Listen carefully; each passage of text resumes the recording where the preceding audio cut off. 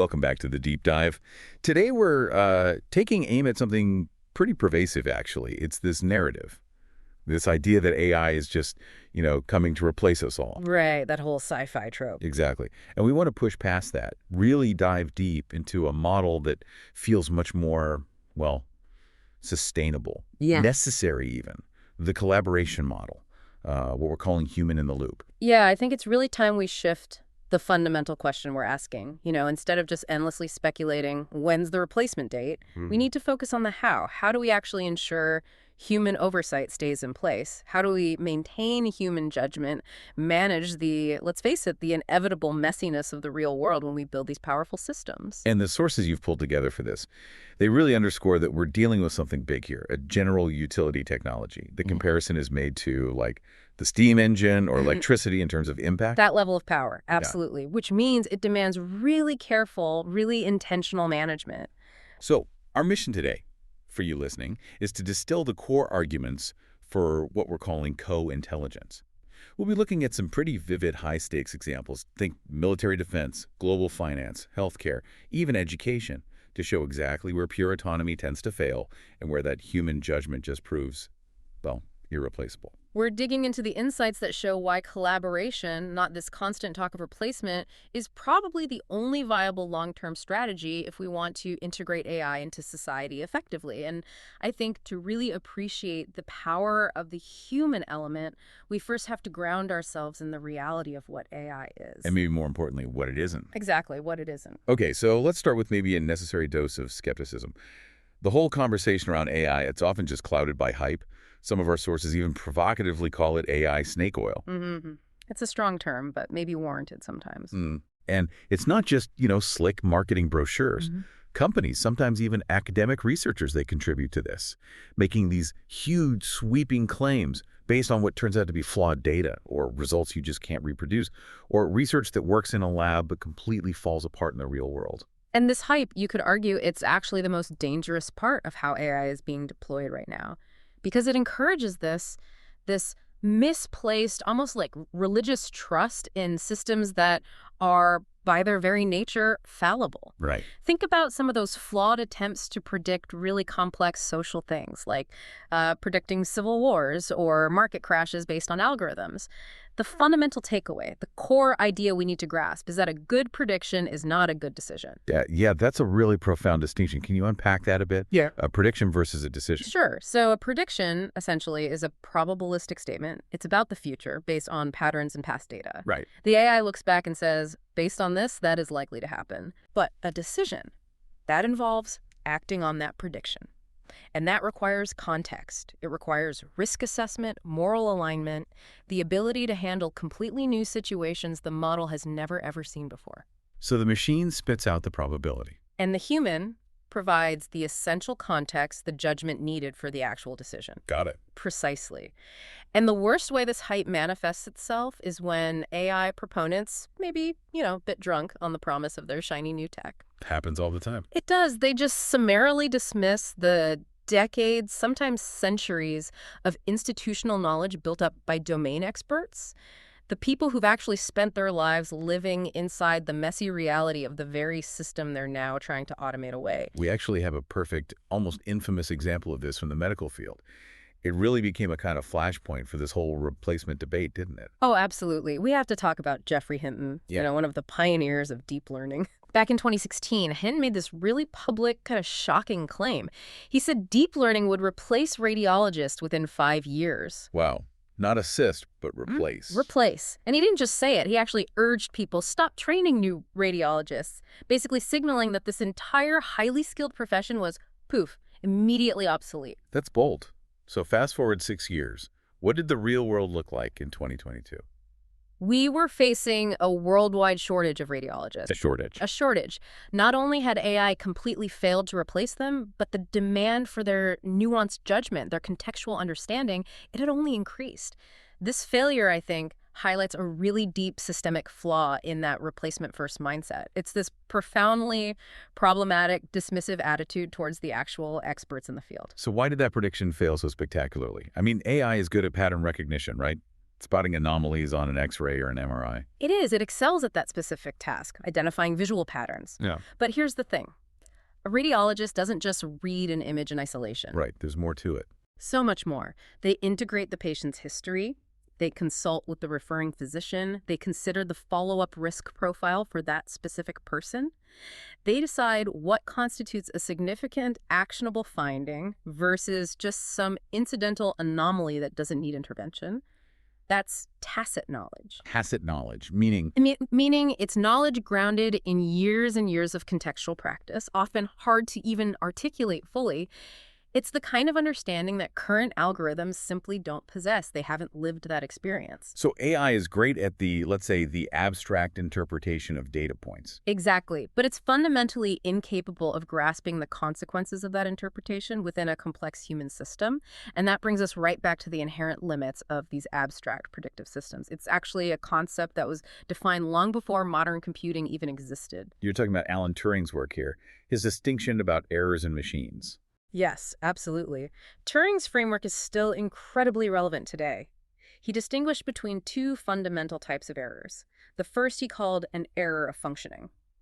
Think of it like a mechanical fault, an electrical glitch, a hardware problem. Abstract machines, in theory, are designed to ignore these, or at least work around them. Okay, the machine breaks down. Right. But the second type, and this is the far more dangerous one, is the error of conclusion. This happens when the machine, following its programming perfectly, types out a false proposition, like 0 equals 1, or, more relevantly, patient X is cancer-free, when the underlying data or the assumptions baked into the model are actually flawed. The machine doesn't know it's wrong, it's just executing its instructions based on faulty input or logic. Precisely. It has no concept of truth or falsehood in the human sense. An error of conclusion requires a human to prevent it, because preventing it requires attaching meaning to the output. Meaning and consequences. Yes. Without a human in the loop to say, wait a second, that result means this family goes bankrupt, or hold on, that interpretation means this airplane crashes, the error is just, well, it's just a piece of data devoid of real-world implication for the machine. This is where the neat, tidy model of abstract computation slams headlong into the messy reality of human consequence. And when you combine that misplaced trust in an abstract model with, say, human incentives, things can go really wrong. Not just technically, but economically, catastrophically even. We don't have to look much further than the 2008 global financial crisis for an example, do we? Oh, the 2008 crisis is perhaps the most devastating, large-scale example of algorithmic failure turbocharged by human moral hazard. The underlying risk models, the ones used to calculate the safety of those complex financial products like collateralized debt obligations, CDOs. Right, the infamous CDOs. They failed based on two fundamentally false assumptions baked into their core logic. Okay, what was the first one? The first was the classic error, assuming the past would perfectly predict the future.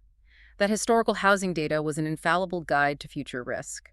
Always dangerous. And the second? The second assumption was even more insidious, really. It was that defaults in the housing market were essentially random and, crucially, uncorrelated. Meaning, if one person defaulted on their subprime mortgage in, say, Florida, it had absolutely no statistical bearing on whether someone in California might default. The models treated each mortgage failure as an isolated event. This statistical illusion allowed investment banks to bundle these risky mortgages together and construct financial instruments that appeared safe based purely on the model's flawed output. So the models provided a false sense of security. Where did the human moral hazard come in to really amplify the collapse? This is where the pernicious feedback loop kicks in. Once these flawed models spat out results suggesting the risk was negligible, the banks packaged up these toxic CDOs. Then they went to the credit rating agencies, Fitch, Moody's, S&P, and paid them lucrative fees to assign a rating to these products. And because the rating agencies got hooked on those fees. They essentially rubber-stamped the model's output. They gave many of these incredibly high-risk financial products the coveted AAA rating. Which everyone assumes means rock-solid, absolute safety. Like government bonds. Exactly. So institutions all over the world, pension funds, cities, other banks, bought these instruments, fundamentally trusting that AAA rating. But that rating was itself based on the flawed output of the original risk model, which was then validated by the financially incentivized rating agency. A complete failure of human oversight at multiple levels. Completely. Not because the computers crashed, not an error of functioning, but because of misplaced trust and utterly catastrophic incentives leading to a system-wide collapse. Billions, trillions of dollars vanished because of an error of conclusion that was actively accepted, even encouraged, by human agents within the system. It's really clear, then, that these abstract systems, whether they're predicting financial risk or diagnosing an illness, they're fundamentally brittle. They lack that grounding in reality. Yeah. Which makes me wonder, if the AI's world model is so limited, what is it about the human brain that makes us, seemingly effective agents in this messy physical world we inhabit? Well, to really understand the role of the human in the loop, it helps to briefly contextualize the human brain itself. One prominent theory suggests that the neocortex, that big, wrinkly outer layer, functions primarily as a highly advanced prediction machine. A prediction machine. Yeah, constantly predicting what's going to happen next.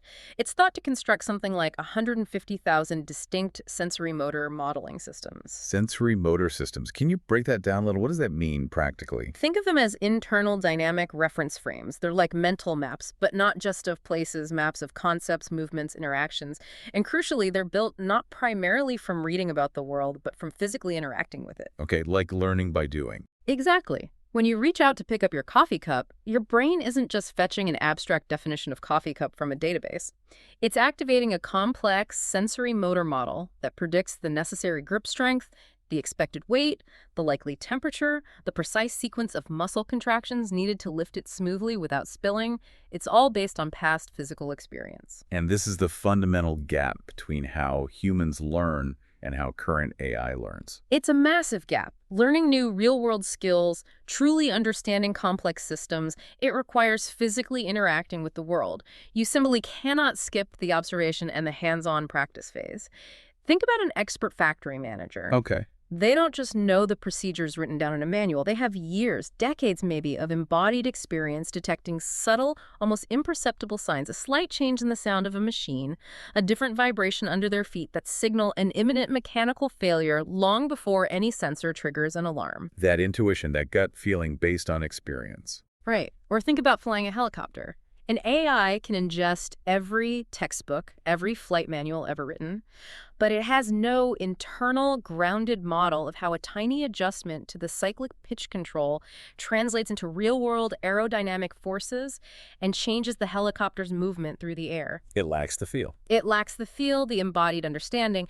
AI's world model, built mostly on abstract linguistic data, text, images, it's inherently limited compared to the rich, multisensory, motor-informed experience that grounds human judgment. That's what allows us to spot the crucial anomaly, the thing that breaks the pattern, the event that the model wasn't prepared for. Okay, so if that core limitation, the lack of embodied contextual experience, is fundamental, then the danger just ramps up exponentially when we try to insert these narrow, somewhat brittle AI systems into really high-stakes environments. Places where an error can lead to immediate, irreversible harm. We're talking like military defense, autonomous transportation. Yeah, and we need to be really clear about defining the danger here. A system, even if it's narrow AI, even if it completely lacks anything resembling general intelligence, it becomes dangerous if it meets 3 specific criteria. Okay, what are they? 1, it has the capacity to cause significant irreversible harm. 2, its goals are misaligned with, or maybe just incomplete relative to, true human intentions. And 3, it's unresponsive to human correction, or it operates too fast for humans to intervene effectively. General intelligence is actually completely irrelevant to the catastrophic potential of a poorly designed narrow system in the wrong context. The military application seems like the most chilling immediate example. You hear about the potential for flash war. It's a deeply concerning scenario. It involves lethal autonomous weapons systems or laws where the actual executive command the decision to fire, to retaliate, is outsourced to the AI itself. So humans are out of that final decision loop. Potentially. Imagine a scenario. Nation A's AI defense system detects what it believes is an incoming offensive strike. Maybe it's a sensor malfunction. Maybe it's a flock of birds misclassified. Maybe it's a deliberate spoofing attack. A glitch, essentially. A glitch, an error. If that AI is programmed for fully automated retaliation, It doesn't wait for human confirmation. It executes an immediate counterstrike against Nation B. And then Nation B's AI, presumably also on high alert. Detects the incoming counterstrike from Nation A, and following its own automated protocols, launches its own retaliation. You get this incredibly rapid chain reaction. Where the sheer speed of machine decision-making makes human intervention physically and temporally impossible, we literally couldn't react fast enough to stop it. Exactly. A small initial mistake, maybe an error of functioning like a bad sensor or an error of conclusion like misclassifying an object, spirals almost instantaneously into a full-blown, rapidly escalated war between major powers. All because the system design prioritized speed and autonomy over the absolutely essential human brake. And we don't even need to rely purely on future hypotheticals here. We have tragic historical examples where technological failures, combined with extreme human time constraints, led to disaster, even with humans technically in the loop. That 2003 tornado fratricide incident during the Iraq War comes to mind. It's such a stark reminder. It really is a critical case study in system failure under immense pressure. During the initial invasion of Iraq, a U.S. Army Patriot missile battery tragically shot down a friendly British Royal Air Force Tornado fighter jet, killing both crew members. And the Patriot system is designed specifically to prevent that, right? Using IFF signals. Exactly. It uses identification friend or foe, IFS. It's basically a transponder system. Friendly aircraft are supposed to automatically emit a specific signal that identifies them as friend to the Patriot battery. But in this case, the Patriot system failed to receive or correctly process that IFF signal from the tornado. The investigation suggested systemic failures, likely involving non-interoperable equipment between U.S. and U.K. forces, and potentially missing secret IFF codes that hadn't been manually loaded into all the relevant systems beforehand. So, the incoming Tornado jet was classified by the Patriot's computer system as an enemy missile. An enemy missile. And the human crew operating the Patriot battery, they're seeing this high-speed incoming threat on their screen. They must have had only seconds to decide. Seconds. They were placed in an absolutely impossible situation. Their primary source of information, the system screen, screamed hostile target. While reports indicate they did try to get visual confirmation, the combination of extreme stress, the incredibly short time frame, and the system's initial powerful, seemingly definitive classification enemy missile essentially forced them to trust the automated output. The catastrophic result just hammers home the profound danger of relying too heavily on automated identification in these high-stress, information-degraded environments. The human crew was technically in the loop, but the system itself, through its failure and its presentation of information, had fundamentally degraded their ability to exercise independent judgment when it mattered most. That kind of tragic reality really forces the defense sector, and us, to think much more carefully about how much autonomy is actually acceptable or wise. The sources you looked at seem to differentiate between a couple of types here. There's this idea systems designed for total dynamic autonomy, and then others designed for more constrained, limited autonomy. That's a crucial distinction. Total autonomy is what you see envisioned in concepts like autonomous weapon swarms. These might use algorithms with names like the greedy shooter. Greedy shooter. Yeah. The idea is the human commander gives a single high-level command, maybe attack targets within this geographical zone, or provide defensive cover for this convoy, or follow this asset. After that initial instruction, all subsequent actions, the intricate maneuvering of the drones, coordinating attack patterns amongst themselves, selecting individual targets of opportunity as they appear, are entirely and dynamically delegated to the machine swarm itself. The human has essentially outsourced the tactical chaos of combat. Which I guess sounds incredibly efficient on paper. Yeah. But also carries the absolute highest risk of things going wrong. Goal misalignment, unforeseen escalation. It absolutely does. Now, contrast that with the model of limited autonomy. This seems far more sustainable, far more trustworthy, especially in the near term. A good example is the Long-Range Anti-Ship Missile, or LRASM. This is a very sophisticated piece of hardware. It's designed to operate effectively even in environments where communications, like GPS signals or data links, have been jammed or denied by the enemy. It can autonomously navigate complex routes. It can reroute itself around unexpected pop-up threats like enemy air defenses. It can change its flight path to avoid obstacles. So it handles the complex execution of the mission autonomously. Precisely. It manages the tactical complexity. But, and this is the critical part, the final target selection remains firmly under human control. The LRASM is programmed to attack specific pre-authorized targets.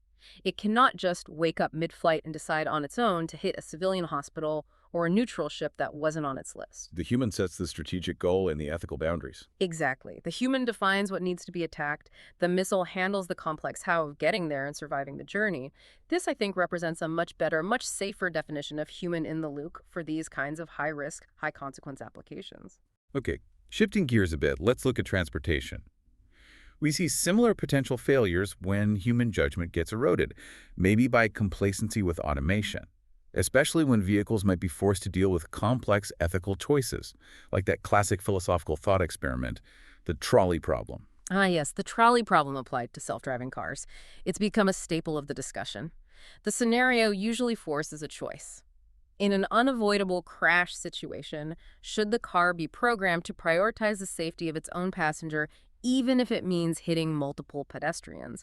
Or should it sacrifice the passenger to minimize the total number of fatalities, the utilitarian greater good option? What do people actually think when you ask them? Well, interestingly, in large-scale surveys asking people about this hypothetical, the majority of respondents actually did not choose the utilitarian sacrifice. They didn't think the car should automatically sacrifice its passenger for the greater good.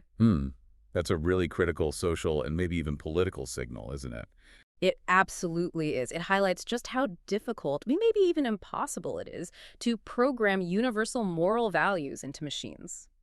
Our own human ethical frameworks are constantly shifting. They're incredibly complex, often highly situational. We're always balancing self-interest against altruism, justice against mercy, trying to distill that intricate human concept of the right thing to do into simple binary code that works in every conceivable edge case. It's a formidable challenge. And even if we could somehow agree on a set of rules, who gets to decide? Whose ethical framework gets programmed into the global fleet of autonomous vehicles? A philosopher in Silicon Valley? A government committee? Exactly. It's fraught with problems. But the danger isn't just these abstract ethical dilemmas. It's also the very practical failure of human supervision when automation seems reliable. We saw this tragically demonstrated in the 2018 Uber driverless car fatality in Arizona. Right, there was a landmark case. What happened there? It's really a textbook example of what psychologists call automation complacency or over-reliance risk. The car's perception system, its algorithm, failed to correctly classify the pedestrian who was crossing the road outside of a crosswalk in the dark. As a result, the system failed to trigger the emergency braking system in time.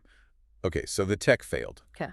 But there was a human backup driver in the car, wasn't there? Their job was specifically to supervise. Yes, there was. But the human backup driver also failed to react in time to take control and brake manually. And her explanation later was chillingly simple. She said she trusted the car too much. Wow. The system's perceived competence, its apparent infallibility during all the uneventful miles, had essentially lulled the human supervisor into a state where her vigilance was lowered. Exactly. Automation complacency had fully set in. The human brain, frankly, is not well suited to passively monitoring a seemingly perfect machine for hours on end. Attention drifts, alertness degrades. So the very moment the system encountered an edge case where it desperately needed human judgment to override its failure, the human supervisor was cognitively unprepared to provide it. Because the system itself, ironically, had systematically eroded her readiness to intervene. Which really underscores why the human-in-the-loop model can't just be about passive supervision. It has to be about active, engaged collaboration, right? Absolutely. Passive oversight in high-stakes automation is a recipe for disaster. It has to be a partnership. Okay, so if outright replacement is, as you say, a dangerous fiction, and if pure autonomy in critical systems is just prone to catastrophe, we seem to be left with the imperative of collaboration. Which brings us squarely back to this philosophy of co-intelligence, something championed by researchers like Ethan Mollick. Yeah, Malick's perspective is really valuable here. He argues forcefully that we need to stop thinking about AI as some kind of nascent mind striving for independence, like a digital teenager.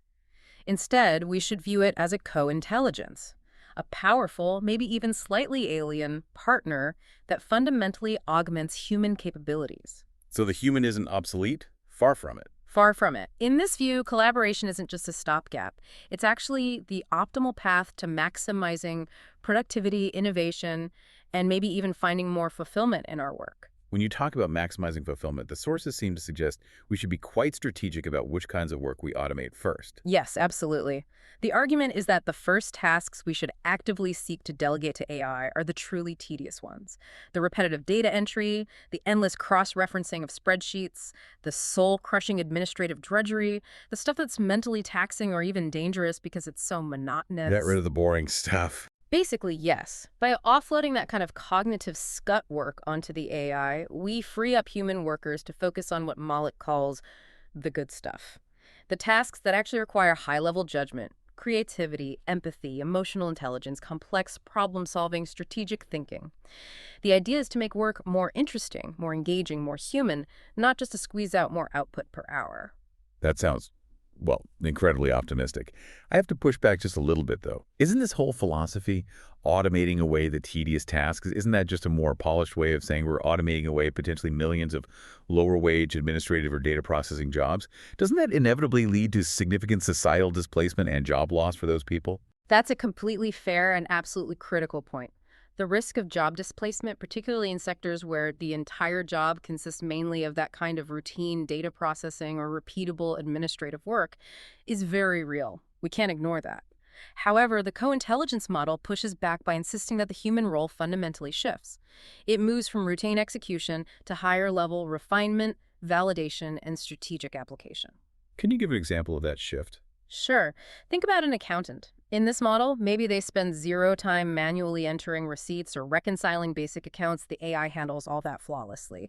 But they might spend 100% of their time analyzing the financial narrative that the AI extracts from the raw data, spotting potential legal anomalies the AI missed, providing strategic financial advice based on the AI's projections plus their own industry knowledge, explaining complex implications to clients. The job doesn't necessarily disappear. The tasks change, demanding that the human provides the crucial judgment filter, the context, the strategic insight on top of the AI's processing power. So the value moves up the chain, requiring different skills.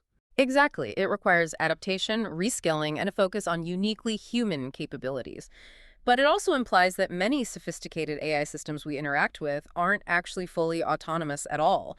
They often rely on a hidden layer of human labor, what's been termed ghost work or human computation. Ghost work, that sounds intriguing. What is that exactly? Ghost work is essentially the invisible human scaffolding that props up much of modern AI. When a machine encounters a task that's just slightly beyond its current capabilities, maybe interpreting a really nuanced or ambiguous user command, maybe making a difficult judgment call in content moderation, maybe classifying highly variable or messy real-world data, the system often seamlessly kicks that specific task out to a human worker via an API. An API being. An application programming interface, basically a way for different software systems to talk to each other. So the AI system sends the tricky problem to another platform where humans are waiting to solve it. These humans, sometimes working in rapid-fire, high-volume, microtasking environments, provide the quick, accurate judgment call that the computer, at least for now, simply can't make reliably on its own. So platforms that we often think of as pure software, pure algorithms, are actually these dynamic, behind-the-scenes online labor markets. In many cases, yes, they absolutely are. What specific kinds of judgment calls are these human ghost workers making that the algorithms struggle with? Oh, it's a huge range. Often tasks requiring deep contextual understanding or nuanced human perception.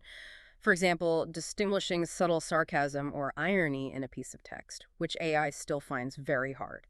Identifying potentially harmful but non-obvious bias in images being used to train other AI systems. Or performing high-speed verification of complex sensor data. Think about an autonomous vehicle needing to quickly confirm if an ambiguous blob detected by its sensors up ahead is a harmless plastic bag fluttering in the wind, or, say, a small animal about to dart into the road. That split-second verification task might actually flow through an API to a remote human worker for an immediate judgment call before the AI commits to a maneuver. Wow. So consumers like us, we're constantly benefiting from this hidden human-in-the-loop collaboration, Yeah. probably without even realizing it. Absolutely, all the time. When you browse social media, you're relying heavily on ghost workers for effective content moderation, the first line of defense filtering out graphic violence, hate speech, or misinformation that the algorithms miss. When a business uses a large language model to analyze thousands of customer feedback comments, Often that final 5%, the really difficult, confusing, emotionally charged, or creatively critical feedback, gets routed to a human agent for a more nuanced understanding and a creative, empathetic response. Ghost work really underscores the fact that human creativity, insight, and ethical judgment aren't just peripheral nice to haves. They're often fundamental, necessary components for the successful functioning and profitability of the platform economy. Okay, let's pivot then and look at how this collaboration model is aiming to fundamentally change some very human-centered fields, starting with healthcare. There's this concept of deep medicine, and the promise seems less about replacing the doctor and more about rescuing the human element of care. That is absolutely the core insight and the hope behind deep medicine. The healthcare system, certainly in the US and many other places, is currently suffering from a massive crisis of physician burnout. And a huge driver of that burnout is administrative overload. The paperwork. Endless electronic health records, insurance compliance forms, bureaucratic demands, all of it steals precious time away from actual patient interaction. AI's single greatest opportunity in healthcare, according to proponents like Eric Topol, is to restore that precious, time-honored connection and trust between patients and doctors.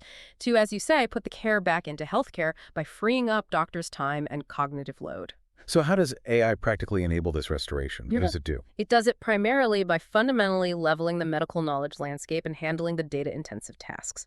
Think about it. A human doctor, even a brilliant, highly experienced one, might see, a few thousand patients with a specific condition over their entire career. Their personal experience base, while deep, is inherently limited. Deep neural networks, on the other hand, can be trained on anonymized diagnostic data, medical imagery, treatment protocols, and patient outcomes amassed from millions of physicians and patients worldwide. This allows AI to achieve, in some specific, well-defined tasks, superior accuracy compared to the average human. Things like interpreting X-rays or pathology slides for signs of cancer, identifying subtle patterns in ECG readings, synthesizing vast amounts of research literature. Okay, so if the AI can handle more of the rote diagnostic pattern matching, the data synthesis, the information recall, what skills become most critical for the doctor of the future? The critical skills pivot sharply away from just information recall or pattern recognition. They become things like empathy, communication, emotional intelligence, ethical reasoning, and compassionate care. The AI can analyze the scan, identify the anomaly, suggest possible diagnoses ranked by probability, but it's the human doctor who's needed to deliver that diagnosis with sensitivity, to navigate the patient's fear and anxiety, to discuss complex treatment options considering the patient's individual goals, values, and life circumstances, and to build that essential therapeutic relationship. The human touch, which has been increasingly squeezed out by the demands of documentation, is potentially restored as the most valuable asset in the clinical encounter. That's a powerful vision. And it seems like a similar philosophical shift is happening in education, particularly with the rise of generative AI tutors, like Khan Academy's Conmigo, which uses powerful models like GPT-4. The idea seems to be moving away from AI as just a potential cheat sheet towards AI as a genuine pedagogical partner. Yes, the integration of models like GPT-4 into educational tools like Conmigo is fascinating precisely because it's being meticulously designed to mimic the behavior of a really good human tutor. And what does a good human tutor do? They refuse to just give the student the answer. Right, they guide you to find it yourself. Exactly. So if a student is stuck on, say, a math problem, the AI tutor doesn't just solve it for them. Instead, it asks these guiding Socratic questions. Like, okay, what do you think the next logical step might be? Mm. Or can you remind me of the formula you're trying to apply here? Precisely those kinds of prompts. It forces the student to articulate their thinking process, to activate their own critical reasoning, but the pedagogical nuance actually goes even deeper than that. If a student makes a mistake in their reasoning, the AI tutor often doesn't just say wrong. Instead, it might respond with something like, okay, well, I actually got something a little bit different from you there. Can you walk me through your steps? Explain your reasoning to me. That feels fundamentally different from just getting a red X from typical educational software. Right. It's worlds different. By asking the student to explain their reasoning, even when it's flawed, the AI is performing a crucial diagnostic function. It's helping the tutor, whether that tutor is ultimately the AI itself, or a human teacher reviewing the interaction later to understand the student's underlying misconception. Where did their thinking go off track? What fundamental concept are they missing? If a student consistently stumbles on a specific step in solving quadratic equations, for instance, the AI can pinpoint the likely flawed assumption they're making. It acts as a sophisticated partner focused not just on validating the final answer, but on diagnosing and addressing the process of how the student thinks and learns. And this collaboration model presumably also helps address the massive disruption that generative AI is causing in areas like essay writing, where the concern is students just having the AI write everything for them. Yes, that's a huge concern, obviously. But again, the co-intelligence perspective, like Malik's, suggests that instead of outright banning these powerful tools, which is likely futile anyway, we should focus on integration and redefining the task.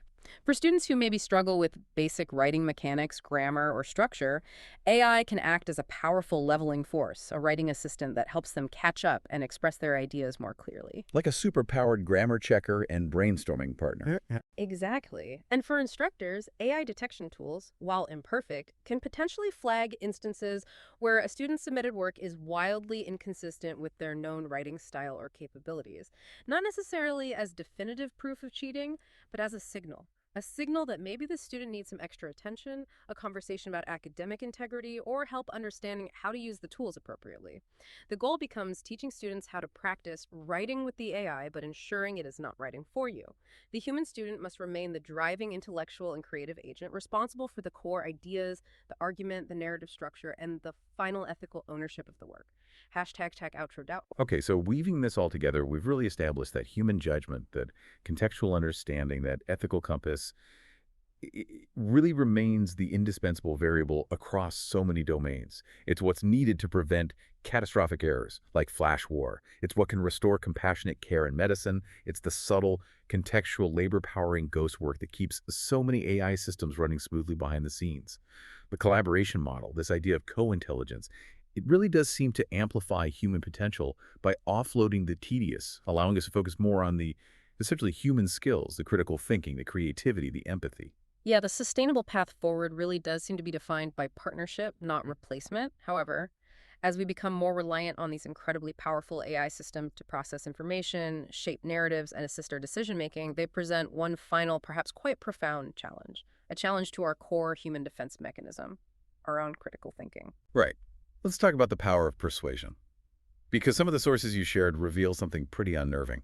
Large language models, LLMs, are becoming terrifyingly effective at crafting custom-tailored persuasive arguments. It is genuinely unnerving. There are studies emerging now showing that when LLMs generate messages specifically tailored to an individual's known personality profile, maybe targeting their deeply held values, things like loyalty or authority or fairness, based on their digital footprint. Right. These AI-generated personalized messages can sway voters, change their reported beliefs on issues significantly more effectively than generic messages, even those crafted by expert human political consultants. Wait, significantly more? How much more are we talking? Some studies suggest that AI-tailored messages can shift average reported beliefs by upwards of 7 or 8%, whereas the human expert-crafted messages might only shift them by less than 1%.